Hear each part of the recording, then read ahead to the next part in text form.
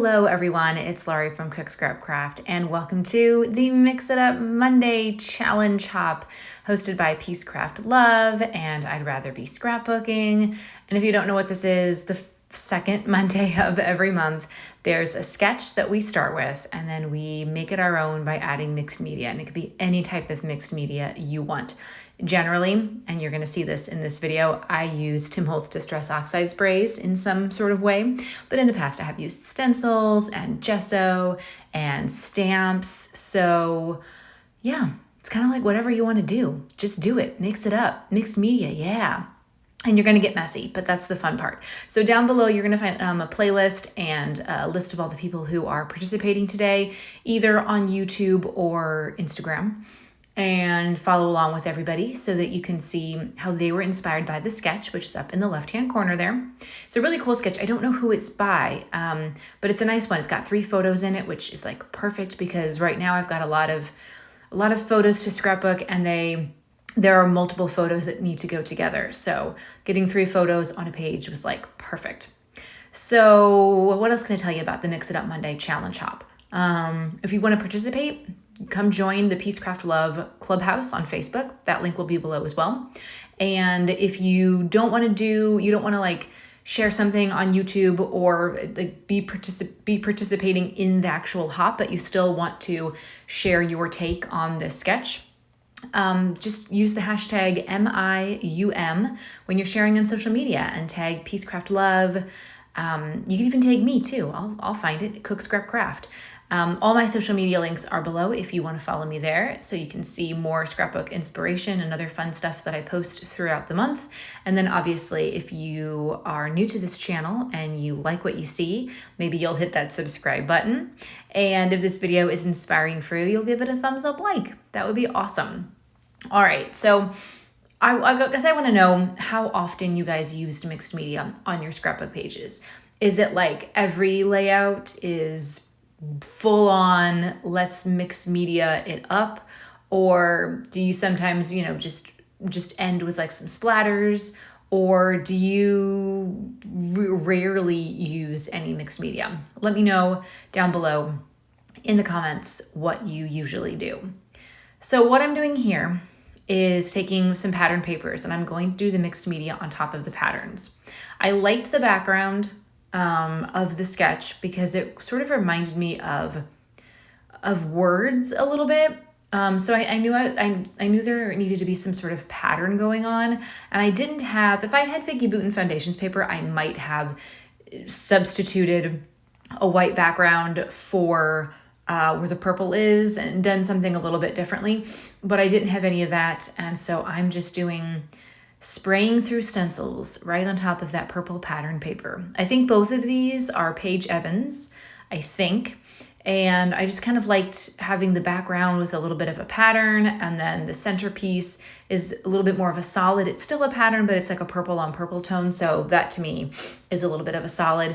And then there's a banner strip that I'm adding in, which I think is Echo Park, and I loved it. I really wanted to use that specific pattern because these are photos from a rainy trip that our Girl Scout troop took to New York. So it's just the girls walking through the city carrying umbrellas, and the pattern paper has umbrellas and raindrops on it. So it was perfect for these. So I really wanted that to stand out, and I needed something a little bit solid behind it to help it stand out. One thing I will say about spraying through stencils, it's very messy, okay? My hands were stained pink and yellow for the rest of the day, and even a little bit into the next day. And I have baby wipes off to the side. You're gonna want the baby wipes, okay? Quick note here. I am just using the leftover ink that was on that stencil to press down onto that other pattern paper there. This is not going to be part of this layout, but I will save that and use that for some mixed media on something else, right?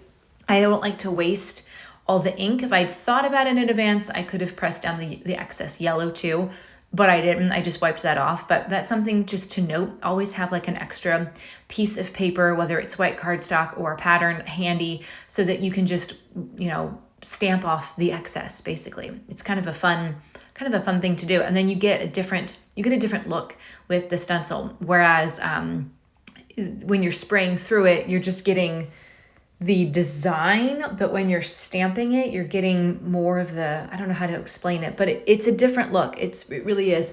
And a couple, I don't know, months, maybe it was last year, I did something based on a Vicky Boutin tutorial in a magazine where she put the stencil down and sprayed through it and then sprayed the stencil and like stamped down on top, I think. I can't remember what it's called, but it ended up looking really cool. So I know stencils are mainly for inks and, blending stuff, but you can use your sprays on them too. That's what I do. So I've got my two colors, the Squeezed Lemonade and Picked Raspberry. Those are two of my favorites, and I liked the brightness of them. I knew they were going to stand out even on the dark purple background, and I knew that the colors were going to be really great with the colors from all the rest of the pattern paper, where it's very rainbowy this month.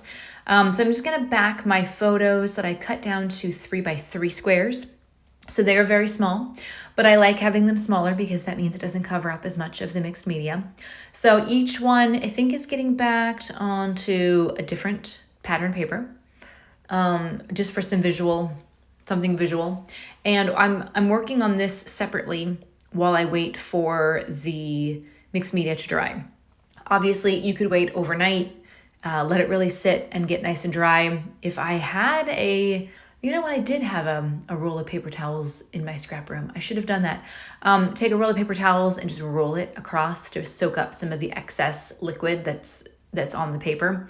That's a fast way to move things along. If you have a heat gun for embossing powder, you can try to use that to help dry everything out on your paper, but I do have one of those.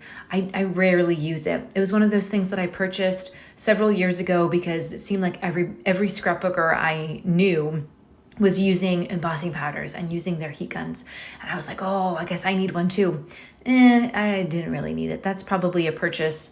I could have used that money for something else. But anyway, another thing I will say about stencils and spraying. So I think I need to keep a log of my misting sprays because some of the misting sprays, they spray out little tiny bursts, and it's really nice because it doesn't show the edge of the stencil. You know what I'm saying? Whereas some of them, like the Picked Raspberry I have, they spray really big. And if you're not careful and you get too close to the edge, you're going to see the outline of the edge, and it's going to make a straight line, which is not really wasn't what I was going for. I mean, I tried to make it work by spraying some of the pattern again on top of that straight edge. But it's just something to keep in mind. And I don't remember to check every time before I do something like this because I do it so rarely. But I feel like I need to make a note or take a Sharpie marker and write something on the outside of every misting spray bottle and say, this one sprays tiny, this one sprays big, this one doesn't spray at all. Because sometimes it happens. Not with my Tim Holtz ones, though. Just with other brands. So I will not name names. Now it's kind of down to the part where I got to add in some embellishments. And I feel like this was a little tricky because I didn't have anything that was specific for the photos.